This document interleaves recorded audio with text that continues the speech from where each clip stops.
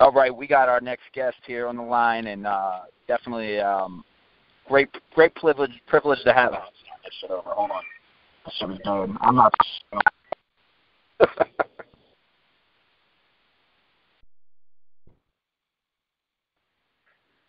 All right, we're being joined by one of boxing's top prospects right now. He's going to go into the toughest test of his career against someone who's very familiar with this show. But on February 3rd, it's going down O2 Arena, the Millennium Dome. We got, like I said, one of the top prospects in the game getting ready to take that next step into contendership. Soon, the Carson Jones battle for the vacant WBA International Super Welterweight Championship. Without further ado, the Big Cheese is joining us today. Ted Cheeseman. How's it going, champ? Thanks for joining us. Yeah, all good, mate. Thanks for the call. Thanks for getting me on the show. Here with the host of the show, the amazing, the marvelous one, Mike Doss. I know, we're here. We got a lot of questions for you, man. It's all about February 3rd for you. We've been keeping an eye on you here, Michael Doss. Starts firing away. Ted, congratulations on getting such a good fight. I know the fans were, really thriving to see this. But what made you take a guy like Carson Jones? I mean, he's known as a prospect killer, especially in the UK. Giving Kell Brook, 2 fights, basically the fight of his life. Before he could have won that first fight. And just knocking out guys, beating Brian Rose, among, many other prospects there. Was this your choice, or was this Matchroom's choice to put you in such a tough, fight against such a proven guy? The name got offered to me, and as soon as it got offered to me, I said, yeah, that fight would be perfect for me. And then obviously my coach said, let me have a look on a few videos and that, and I'll like to see what I think and that. And then he come back to me next day and said, yeah, we'll take it. But in my head already, I wanted to. I'll tell you what. You're 22 years old. Ted, you're 22. You're a young man. You're still kind of a kid, but you've been making waves. I mean, we've noticed you over here in the United States, so you're making waves, obviously, in the UK. Is anyone in your team, like Mike had just mentioned, Carson Jones is a stiff test for anybody, world champions, anybody, prospects like yourself. Has anybody mentioned anything about this might be too, you might be too young, this might be too soon? Nah, no one at all. Do you know what I mean? We were working on what we've been working on to obviously get everything right, but we think we got it right. And to be honest, like a lot of people know in England and stuff that I'm a proper athlete, I'm a professional athlete. I train every day. I eat, sleep, and drink boxing. I diet well. I do my strength and conditioning, do my running, I do my boxing. Everything's down to a T. Do you get what I mean? Right? So hopefully, as long as I turn up on a night, I should win. I feel confident I'll win. Do you know what I mean? It's a matter of me. I'm going to be in the right shape as long as I turn up and concentrate and work to the plan. I think this is going to be a comfortable fight for me. Well, you got, two guys, actually, one of them's brand new to Matchroom, and that's being Amir Khan. But you've got Kell Brook as your stablemate, now Amir Khan as your stablemate. But they're matching you against the guy that took Kell Brook to the limit. I mean, as much as the limit as you possibly take somebody. Do you think they're thinking, possibly about this is a litmus test for you against Kell Brook? Nah, I don't think so. Obviously, from that fight, Kell Brook went on and beat Carson Jones comfortably the second time, and he's gone on to bigger and better things and won a world title. Now he's moving up. He's fought all the best now, like Golovkin and Errol Spence. So he's fought a lot of good fighters. But I think it's more just a test. It's gonna show everyone that I am really the real deal. Do you know what I mean? It's easy doing it against the fighters when you're confident you're going to win, and everyone's confident you're going to win. But obviously, like you say, everyone thinks it's a big test for me. In my eyes, it ain't. I don't feel like I'm taking a risk. I feel like it's just my time's come now. Do you know what I mean? It's my time to take the risk, what everyone thinks it is. But to me, I've been looking for these step-ups for a long time. And as much as I'm only 22-year-old, I'm very mature for my age, strong. So I've been sparring with pros since 15. So it's like I'm not really worried about the man thing and the old thing. It's obviously a new experience to give in against a fighter. He's had so many fights as a pro and fought some top names, but if I want to go as far as I want to go, I've got to beat these people. Man, Frank, this kid is, mentality of a 35-year-old, but he looks like a 15-year-old. Man, I love it. No, he does. I look young too. So and I give him props. For that. I want to touch on Mike's question, mentioning Amir Khan and Kell Brook, both making comebacks of sorts. Obviously, Kell Brook coming off of 2 losses, devastating losses, and Amir Khan being out of the ring. Both guys are either in or around your division. Can you see these guys getting back in the proper championship form? Or is it going to be hard for them to come back and do their thing? I think like a lot of people I know inspired Kell Brook and stuff. They told me that they think that his weight will suit him a lot better because he struggled a lot at 147. But I think at 154, everyone's saying this should suit him better. But they're both good fighters. I think as much as Khan, everyone says Khan's had a few bad losses, he's a good fighter. And obviously, it's the right if the right opportunity comes up for either of them, they've both got a chance. But I think it's more of a build-up to a massive fight between them two. And then whoever wins that then will get another big chance. But after I win this fight, obviously if I win this fight, I'm going to be in the top 15 of the world.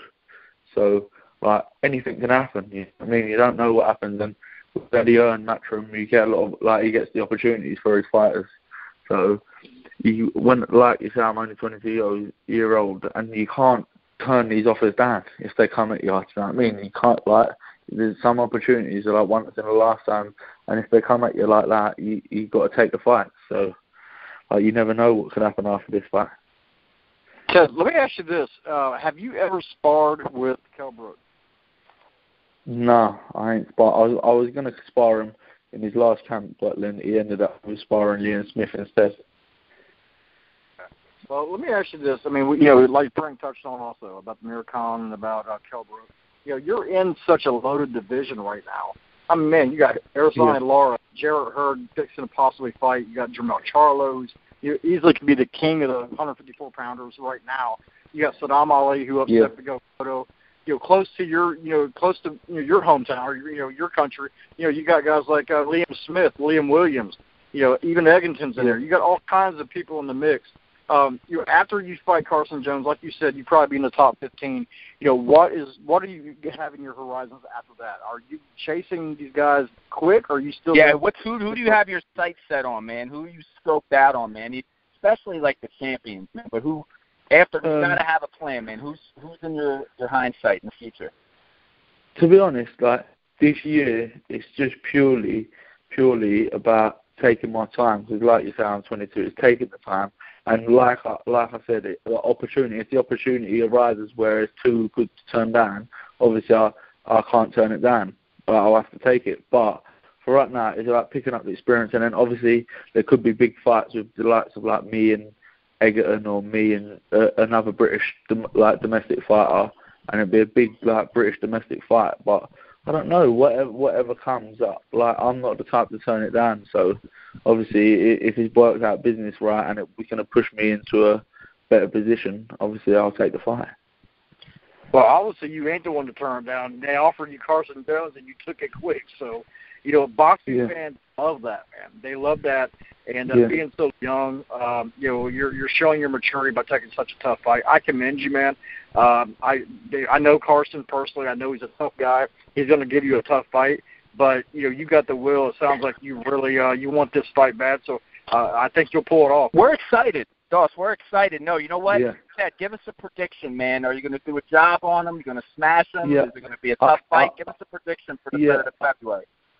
It could be really easy and it could be really hard. You don't know. It depends what Carson Jones turns up. Do you know what I mean? He's 31. He's getting older. You never know what he's got left. But if a good Carson Jones turns up, it could go all the way. But in my honest opinion, in my head, I feel like I'll get him out there in the later rounds. You get what I mean? The first few rounds, just be winning them and breaking him down, and then later on, after all the punishment that he's been taking, hopefully but it'll like there won't be much left, and I'll stop him in the later rounds.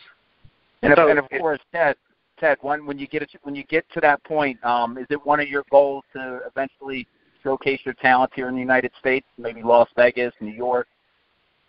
Yeah, definitely. Like now, Eddie Hearn's got I think 4 or 5 dates in the States this year already confirmed. Like, so obviously, and already like in our gym and our camp, we're planning, because we was in Delray Beach in Florida on a training camp over in November, and we've already planned to come back out there in hopefully the end of February.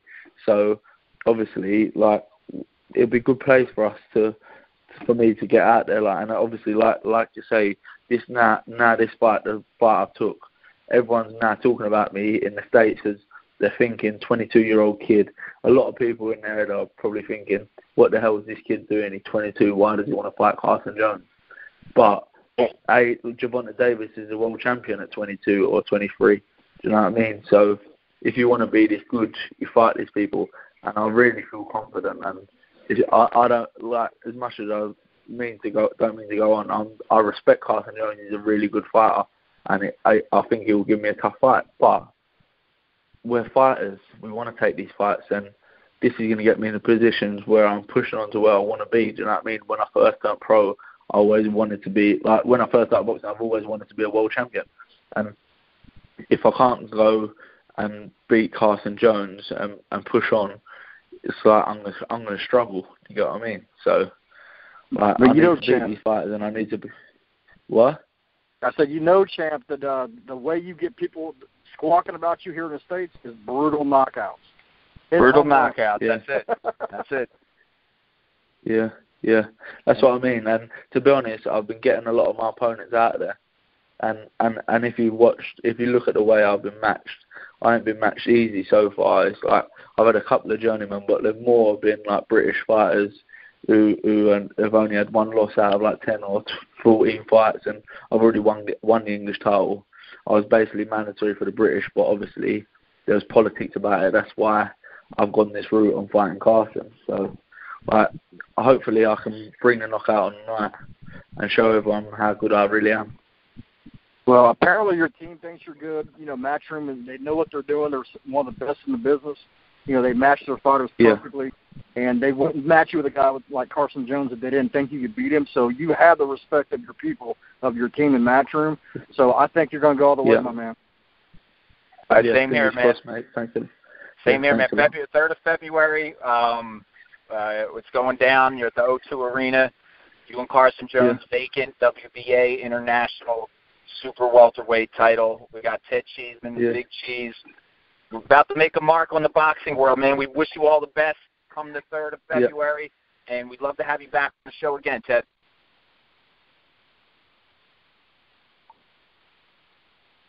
Ted, you still there, bro? Oh, is she there? Yeah, I'm here. All right, I think he cut out. He cut out right when you asked to have him back on the show. All right, that's what's up.